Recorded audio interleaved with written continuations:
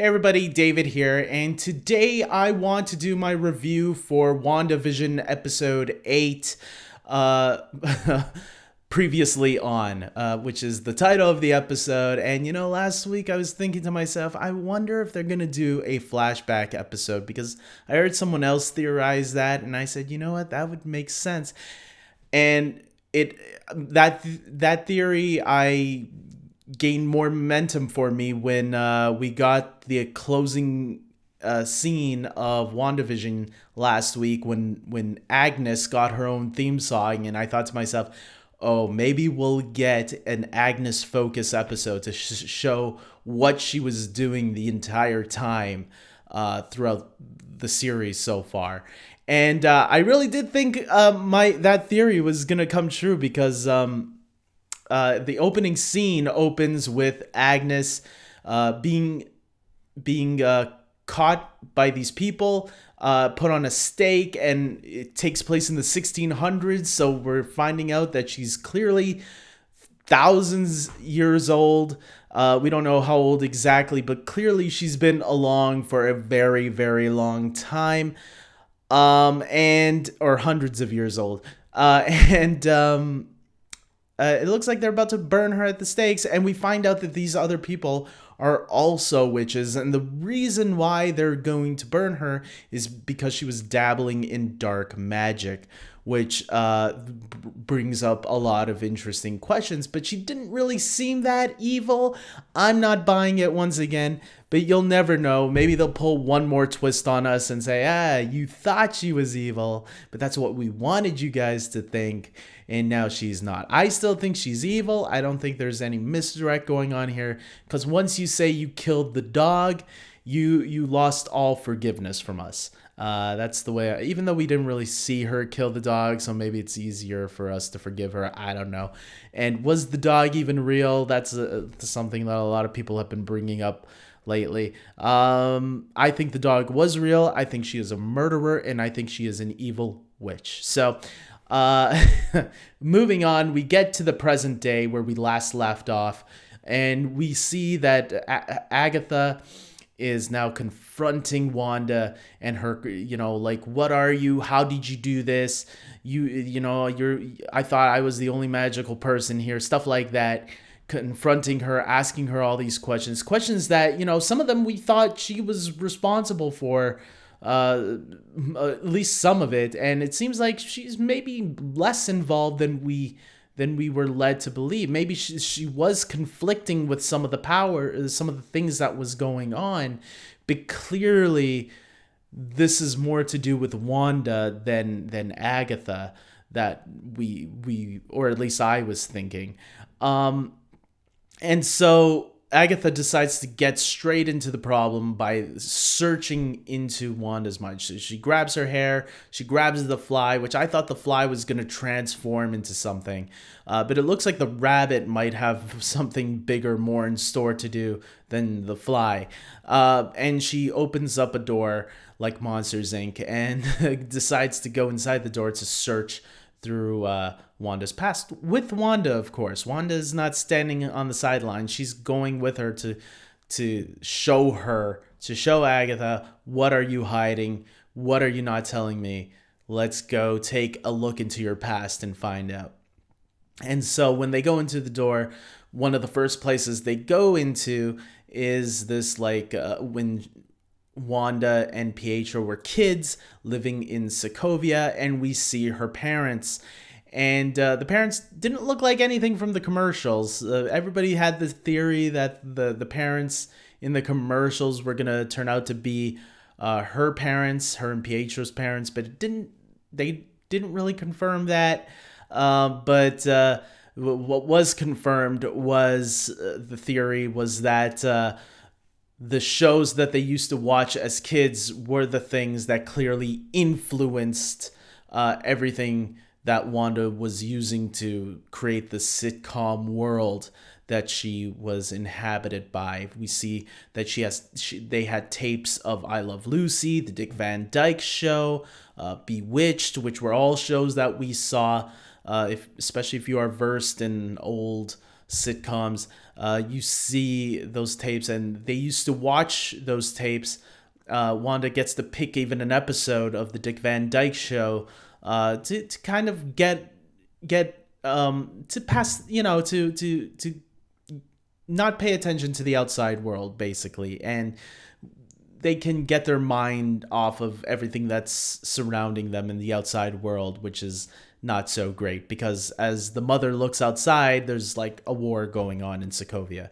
And then, they're all enjoying the show in front of the TV, and all of a sudden, explosion happens. It just randomly happens, and we're like, what the hell? What just happened, man? And that is when her parents were killed in Sokovia. If you watched Age of Ultron, you know that was going to happen. So, because that was their background. And yes, they see a Stark missile. Her and Pietro survived, and they see the Stark missile right in front of them. But it doesn't go off. The explosion killed their parents, but there was another missile that comes, I guess, and we see it blinking like it's about to go off, but it doesn't. And the red blinking light kind of mirrors the toaster that we saw in the very first episode, the commercial, where we see the toaster with the red blinking light. So we start seeing, okay, there's the theories that are true, and we're starting to see how it all connects now. We're getting a lot of the answers that, yes, it looks like the commercials were somewhat of her griefs, but presented in a more lighter fashion. So she distorted her memories, and that's what it looked like that this scene was indicating. But Agatha then asks her, well, okay, wait a minute. So it looks like you had your powers even before whatever it is. Like, you didn't know then that you had powers, but you clearly did. Why is that? And they go into this other door, which takes us into her Hydra days, when she was experimenting, her and Pietro, on with Hydra. Hydra was doing experiments on people, and we know that Wanda and Pietro were the only two that survived these experiments. Why?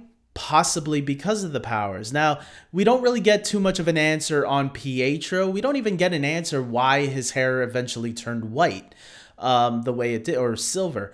But I am going to guess that it had something to do with the powers that were already manifesting in here. And we see her, before she gets into the experiment lab, where we see two Hydra scientists experiment on her with Loki's staff, we do see her watching another comedy. I think it was the Brady Bunch. I couldn't tell, so don't get me on that. But I know that was an influence a lot of people thought was doing episode 3, so it was an influence on episode 3. So when she goes into the study room, where they're studying her and using the Loki staff on her to experiment on, we see the Mind Stone looks like it explodes or something, and we see that Wanda sees this vision from the Mind Stone, showing what at first I was thinking to myself, is this Mephisto? Is this, because it looked like horns were on the head, but then if you really take a good look at it, it's actually Wanda's costume. Probably her new costume that she's about to get in the next episode, and that was teased in the Halloween episode with her original looking costume.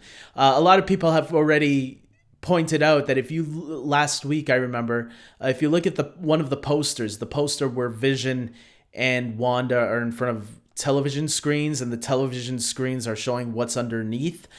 If you really pay attention to Wanda's costume in that poster, it doesn't look like her regular costume that she wore in Infinity War and Civil War. It looks like an all-new costume, and I didn't notice that the first time around. I did probably wonder, like, how come they got the shades of her costume a little bit off, because it's more red. It looks a little bit more brighter in this. But I'm guessing this is why. We are going to get her more, well, I guess the Halloween costume was the most accurate costume you could get, but like we're going to get one that looks a little bit more accurate than the one that she has, just the leather jacket, and that's it. So we're gonna get a costume for sure. It looks like in the next episode, I think, and that's what that was kind of foreshadowing. It looks like, and as Agnes points out, it looks like this moment is where the Mind Stone really manifested or unleashed the power that was really already there, that helped amplify it. I think that's what she said. And to me, when they said that, to me, that kind of clicked. I think this is setting up the mutants. I think they're setting up that she's a mutant, because if she had these powers even before, and that the Mind Stone just amplified it, that was already a theory that was going around, that that's how the mutant gene can come up. That it was already there. It was just it doesn't manifest just like that. So, and who knows? Maybe the next episode, when she finds out, maybe she's something more than just a witch. Maybe she's a mutant. I don't know if that's what they'll say, but maybe she will say more mutants in the next episode, and that's how maybe all the mutant genes start amplifying a little bit more. So if that theory is right, who knows? So then we go into another scene, and this scene is with Vision and Wanda in Avengers headquarters, talking, which clearly takes place sometime after Avengers Age of Ultron, because she's grieving for the loss of Pietro, and before Civil War, because she's still in Avengers headquarters, hanging out, watching television. And Vision comes in, and she's watching Malcolm in the Middle, because we see Bryan Cranston on the television. Yes, they have a little heart-to-heart talk. There was even a really nice quote where a lot of people have been quoting right now. But what is grief if not love preserving? And I heard a lot of people really crying when that line was spoken, and I seen a lot of tweets online. I did not cry, because I watched the episode at 3 a.m. in the morning, and I was still processing what was going on in the scene. After the episode was done, I was like, okay, now I'm getting tired again. I better go back to bed for whatever hours I have left. And so, yeah, it was a really nice scene, though, and probably when I watch it again, probably I will cry this time, because it was a really nice, touching scene between the two characters. This episode was really emotional. I'll say that. I felt the emotions while watching it. I just didn't tear up. But I did feel the emotional weight that was going on, and I thought the scene really gave us more development with Wanda and Vision than any of the movies have ever done. We got so much in just this one little scene. It was like watching a deleted scene of Avengers or Civil War, Captain America Civil War, and like, what? Why wasn't this in the movie? And because the movie didn't really focus on them. But now that they're getting this focus, it's so good to see this development, and to see that bond together as they both also watch the show on television, and how Vision is trying to understand, why is this funny? And she explains that to him, and he starts to get it afterwards. He learns quick. Vision is a quick learner. And we also see that romantic sparks start to happen in this scene. Since, when you go from Age of Ultron to Civil War, which is the two movies that are for where you see them next, you see them in Age of Ultron first, and then we go quickly into Civil War. And it looks like a relationship was already starting by that point. But in this one, we see how that relationship really began, was probably with this moment here. And so when Agatha is seeing like how touching this is, I think she was it this scene where she was even crying a little bit? Yeah. We go into another scene, another door, where now because now Agatha wants to see, okay, so how did all of this happen?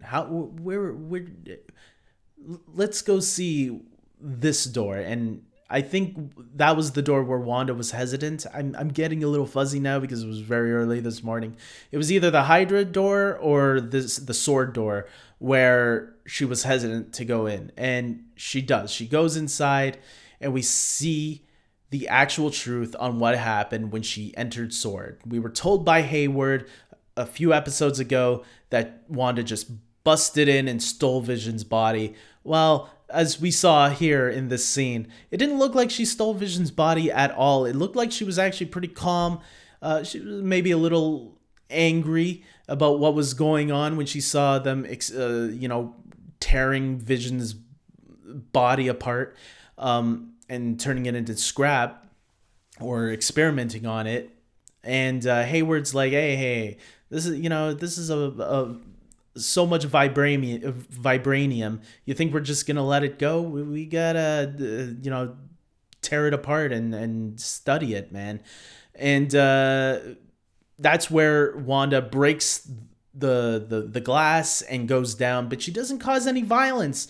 She just wants to see Vision's body, and Hayward lets her. He even tells his men to stand down, let her see. And she does. She checks. She sees that it's a soulless vessel, and so she leaves.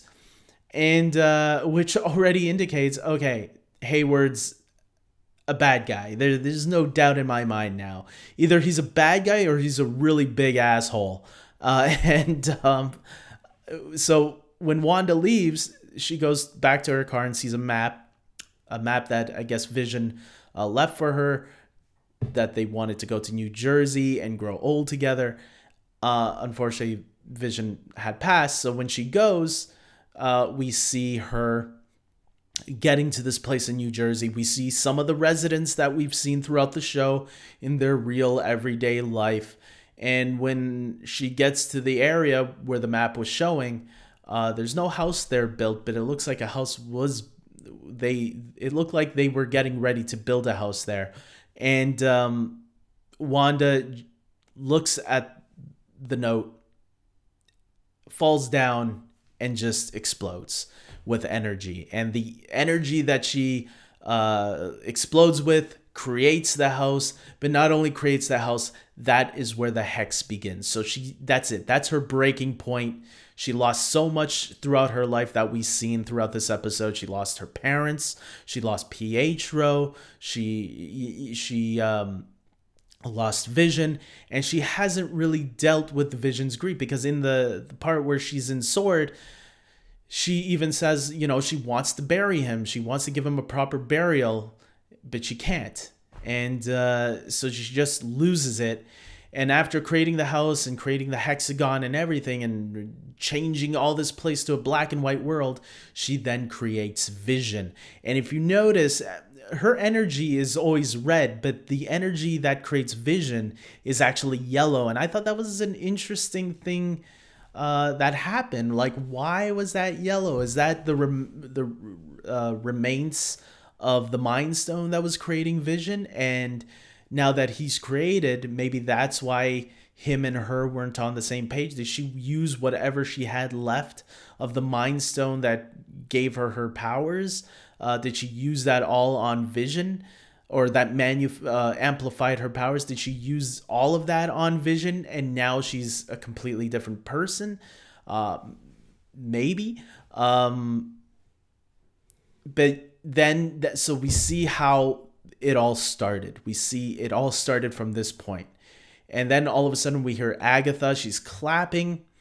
We're like, she's clapping from the sidelines, from the benches, where the audience was, where they actually probably filmed the live studio audience, because we do know that they did do that.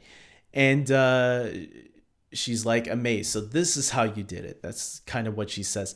And she finally figures out what Wanda is. She finally gets a lot of her answers answered for us, as well as for her. And she goes outside. Wanda follows her, and she hears her kids. And the kids are obviously captured by Agatha. And Agatha is saying, now I know what you are. You aren't just some ordinary witch. You are a witch that's like rare from what I've heard. You know, I thought you never even existed. You were like in myth. You're like, what was the, you use chaos magic, I think was the term that you used. And yeah, it looks like a battle is about to ensue. But then obviously the name drop that we've been hoping for, Agatha calls her, you are the Scarlet Witch. And so that is how Wanda gets the name the Scarlet Witch, which she has never gotten throughout. We've sometimes called her as fans the Scarlet Witch because we know in the comics that's what she's also known as. But in the movies, they even made it aware to us earlier on that she has no code name like Iron Man or Captain America or the Hulk, or, you know, she was always known as Wanda Maximoff. And then finally we get her name right there. And then it goes to credits. And as we learned from last week, it looks like they are putting end credit scenes in these episodes. And we get to the end credit scene where we see Tyler Hayward.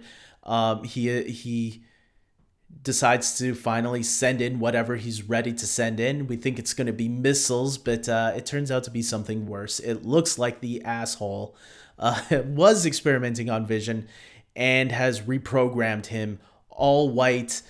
We know that's the gray Vision from the comics, although he's more white than gray. Yeah, and he white Vision, albino Vision, which we've seen in the Da Vinci Code. For those of you that seen the Da Vinci Code, you know what I'm talking about. Paul Bettany was in there, and he was the albino monk. We see that this Vision doesn't look like the Vision that we recognize. He looks a lot more angrier, and looks like might be the villain that Wanda and possibly fake Vision are going to have to fight together. We'll see. Can they save the body and maybe somehow transfer Vision's consciousness into this one? I think that could be a possibility. I have no idea what's going to happen because every time I think something happens, I get it all wrong. I'm going to have to listen to other people's theories because sometimes I get some things right. But this show, I lean one way, but I also lean another way. I don't know which way to go. I'm definitely going to do a theory video this week, though, that will have all my theories before the last episode comes out and tell you guys what I think. But I will say this. I think this is going to be a tragic ending because now seeing how Vision was created, I think this gives us a better understanding of why, I think it was 2 episodes ago, why Vision couldn't leave the Hex, and why it was pulling him back in. I think this is the thing that's keeping this version of Vision alive. And if the Hex goes away, I think that version of Vision goes away. And now some people are thinking the kids might go away too. I think it's possible, but I have a feeling the kids are going to be the thing that stays and keeps her sane from losing it once again. I think the kids are going to be kind of like that gift from that last gift from Vision to her. I could be wrong, but and maybe it all ends tragically with the kids and Vision disappearing, but yeah, I think the kids are going to make it out. I have a good feeling about that. I think they have to leave some sort of a happy ending. Maybe not too happy. It's still going to end in a sad way, but you'll never know. If they wipe off the kids as well, I'll be very surprised, especially since we know that they're kind of laying the groundwork for the Young Avengers, and that Wanda and Vision's kids play a big part in the Young Avengers. I think it's very possible they could survive, or maybe that's the whole reason for Doctor Strange in the Multiverse of Madness. Maybe she'll want to try to find a multiverse where her kids are alive. I don't know. And then grab them out from that world, maybe? I have no idea. We're going to find out everything next week on how this season is going to end. Is Hayward truly a bad guy? I think so. I think he's got to go by the end of this. I think Wanda's got to kill him. I think Agnes is evil. You know, some people are theorizing already that maybe she's not as bad, but you killed the dog, so I don't know if I don't know. I think she's got to go too. I think Vision is going to disappear. There's a lot of theories that I still have to talk about the Pietro theory. What about Pietro? Because Agnes does mention her earlier on in the episode, early in the episode, that he is fake Pietro. Is he fake Pietro though? Like, what is his name? She could be referring to the fact that he's not the Pietro from this universe, but that doesn't mean he's not a Pietro from another universe. So that is still unclear on how they think of what this fake Pietro situation is, and I think everything that we're still unsure about is going to clearly be answered next week. And I am looking forward to all of it. I am looking forward how this sets up Doctor Strange and maybe Spider-Man as well, because we know Spider-Man is somehow going to be connected to all of this, which we got the title of No Way Home. Spider-Man No Way Home is the next title of the next Spider-Man movie. How's that going to connect to all of this? We have no idea. So we're going to find out very soon, and I am looking forward to the answers. Like I said, I will be making a theory video talking about all the theories I have left on all the left open questions that are still left open. So with that being said, guys, I hope you like this video. Please download your theories in the comments section below, and your thoughts on the episode if you've seen them. And until next time, everybody, take care.